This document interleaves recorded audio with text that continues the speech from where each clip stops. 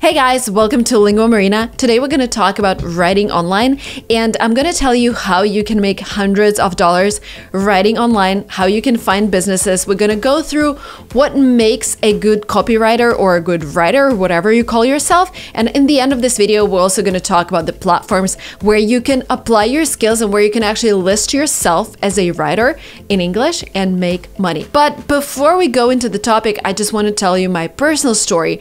I come from a country where income is much lower than that compared to the US. And when I tried to grow my business internationally out of Russia, I realized that I won't be able to write all the texts in English. But it was really hard for me to find a good writer who both spoke Russian, charged Russian money, and also knew good English so wouldn't be embarrassed in front of my international customers. At some stage, I decided to go and try and find a native speaker.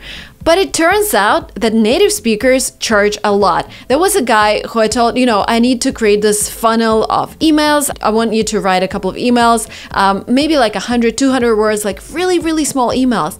And he was like, one email would cost $250, like 100 words. I couldn't afford that, so I wrote all the emails myself. But you should know that great writers who are native speakers charge a lot of money, and it's really hard to find them. With this video, I want to inspire you to start writing in English, because I don't necessarily want everyone who watches this video to become a writer in English, and it is a hard task to do. It is really hard to write in English being a non-native speaker, and I do that almost every week. I post on Instagram and I write in English, and I make myself write in English every single day, because with every short text I just master my skill. And now I'm going to share some of the tips that I use to write better in English. First of all, it's really important to have an outline of things that you wanted to say. So before I write this huge text, I have my own email on Substack. I would sit down and create an outline. Okay, I want to state the problem, how to make $100,000 a year by writing online. I want to state 3 or 4 tips, and every tip would be a paragraph, and I state those tips. And in the end, I want to share some useful tips on where to find an employer or a guy who would give you some tasks. So this is an outline. It really helps with a smoother text. Second tip, know your target audience. You should speak their language, and ideally you understand their problem. I know it's not always the case as a YouTuber as well, but for example, when I'm making this video, and this tip applies to every piece of content that you create online. So I know that my target audience are people who are struggling to make money online, maybe want to make it their part-time job, and a lot of you guys are non-native speakers. So with this video, I want to have a solution to a problem. How do I make money if I know English? And second, I want to provide very practical tips. So I want to speak your language, I understand who my target audience is, and I target their problems. Because if we compare two different titles, like I can just create a video, how I use my English to write online. Would you watch this video? I don't know how relatable it would be to you, but if I make the video with a title that I made, that I hope caught your attention, because I was focusing on your problem and I was speaking your language, because I hope I know my target audience.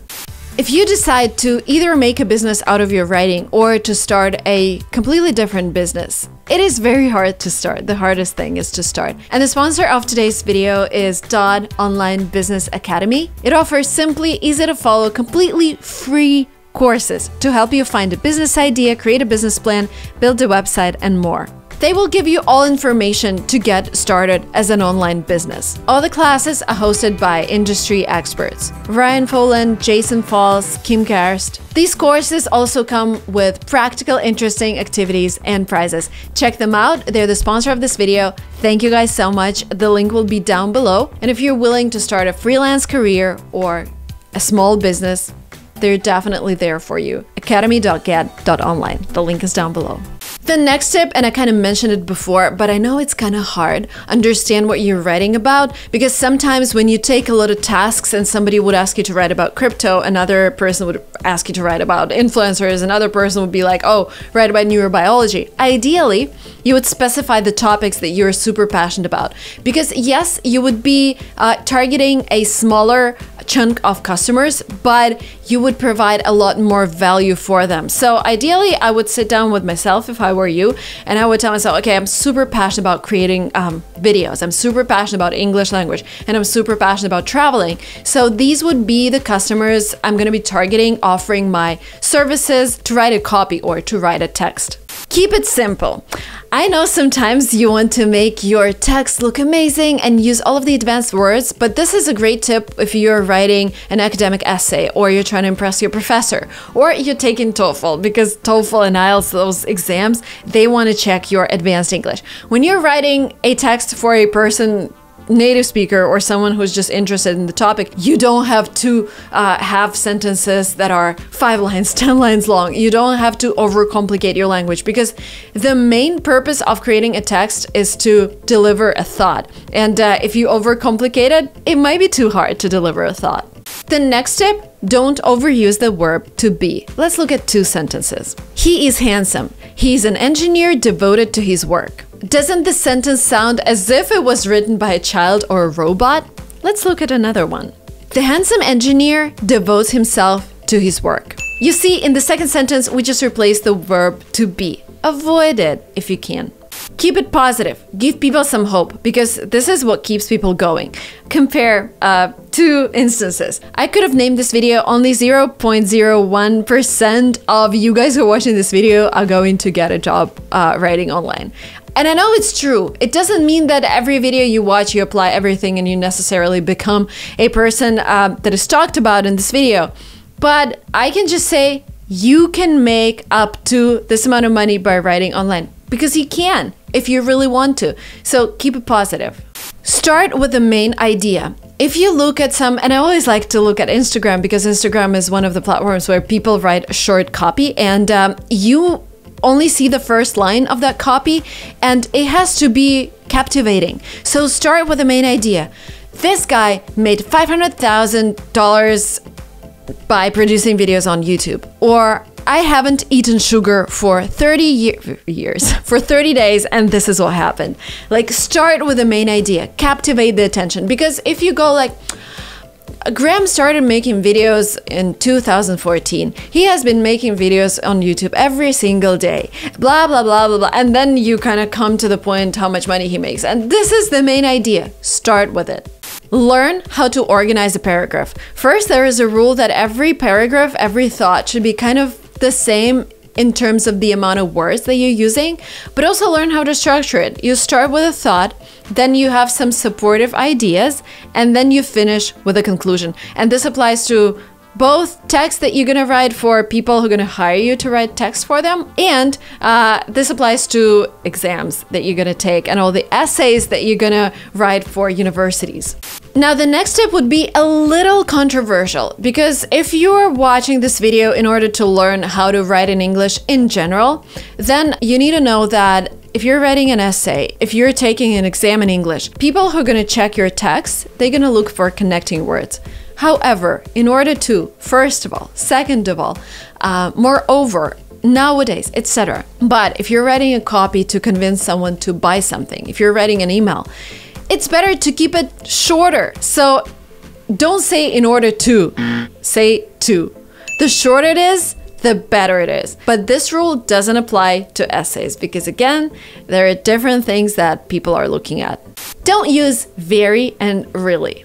I've told you that so many times. Very tasty, delicious.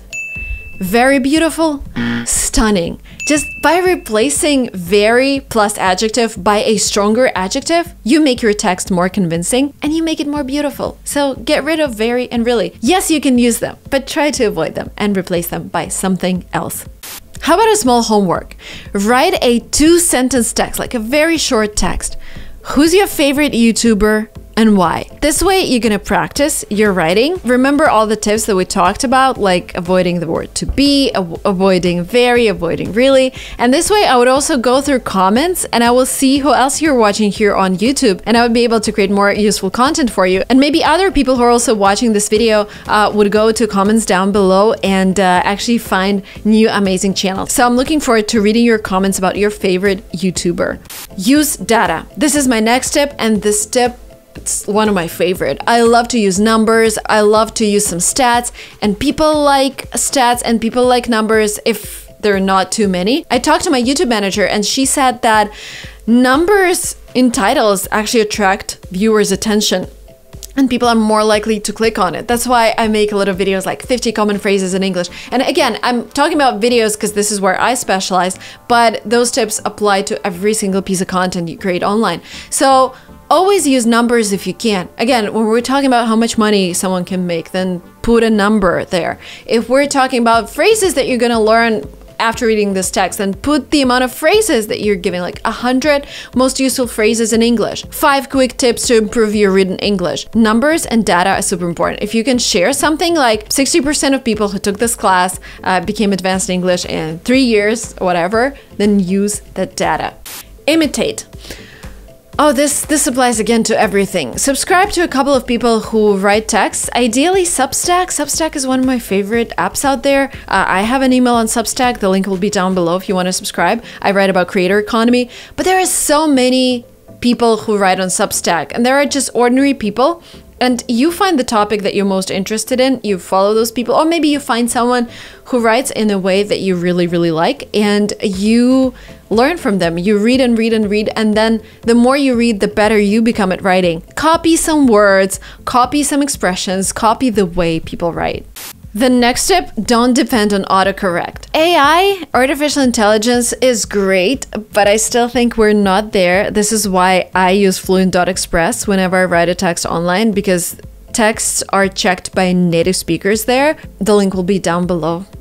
We created this app, my team and I, but autocorrect is great when you misspelled a word, but it's not great when you're not an English native speaker and you kind of speak in a weird way. Like, autocorrect would not understand it. So if you are worried about the quality, then use someone who's a native speaker, or if you can't invest in that, then do something else. Write a text, do something else, grab a cup of tea, watch a movie or whatever, and then go back to the text and reread it and proof yourself. By the way, reading your text aloud also really helps. It's just the different way you're reading the text, and it will be easier for you to spot your mistakes. Another tip that I was given when I was preparing for my GMAT is to read the text from the ending to the beginning. So you start with the last sentence and then you go on top to the first sentence.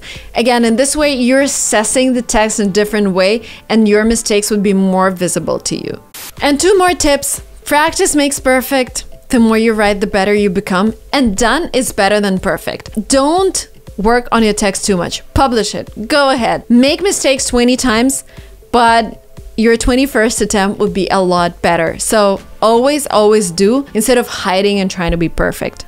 And now, as promised, I'm gonna share some platforms that I personally use to find copywriters, writers, and researchers. And I just wanted to be clear here. There are 3 different types of text that you can write. So copywriter is someone who doesn't, well, I think so, this is my personal opinion, doesn't really dig deep into the topic. For example, if you need a text for a website just for SEO, or you just need a text based on a video, this could be a copywriter. So someone who already has some information and doesn't need to go deep.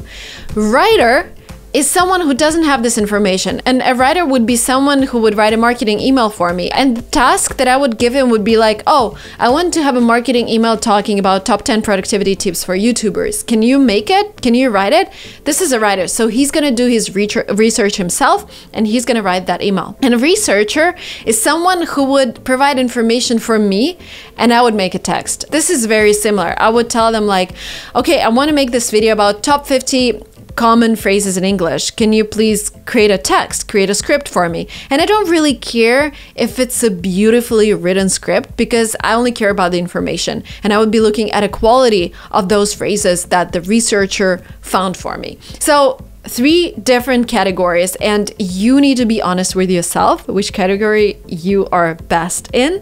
And then you go to Upwork. Upwork is my favorite. This is what I use all the time. My company uses it all the time. And you list yourself. Ideally, you fulfill some tasks for free to get reviews, but there are hundreds of videos on YouTube on how to succeed on Upwork. The next platform is Fiverr. I don't use it as much, but I think they tend to have cheaper labor, because Fiverr, they originally started as a $5 per task, but check them out as well. There is a specific platform for writers called iWriter, and the rates range from $3 to $200. Check it out as well. There's a platform called Constant Content, and I like it because, well, you have to be a top writer, but also you can either sell a text. So as a buyer, I can go to that platform and look for texts about English, look for texts about YouTube, and I can actually buy them from other writers. Or you can also look for projects and fulfill them. So it's both for texts that are already there, already written, and for new text as well. But you have to be a top writer. And of course, there are other freelance platforms like Freelancer, Craigslist, like all the platforms that you can think of. But it's really important that you stick to one platform. This is just my opinion, because you can work on reviews, you can work on your rating, and then this way you're going to be ranking higher up. And also be proactive, reach out to people, do things cheaper than the market, write yourself, have an Instagram, have a written blog, have a Substack, make yourself stand out. This is the way it works. But again, you have to be really passionate about what you're doing, you have to be really passionate about writing, and this video doesn't guarantee that everyone who watches it becomes a top writer. It's just another way to inspire you to do things in English. And I hope it was useful for you. I'm really looking forward to reading your comments, and yeah, I'm gonna look for them down below. See you very soon in my next videos. If you're not yet subscribed to this channel, hit the red button down below, and also subscribe to my Instagram. I started producing reels about the English language, so some useful content out there too. Instagram, linguamarina.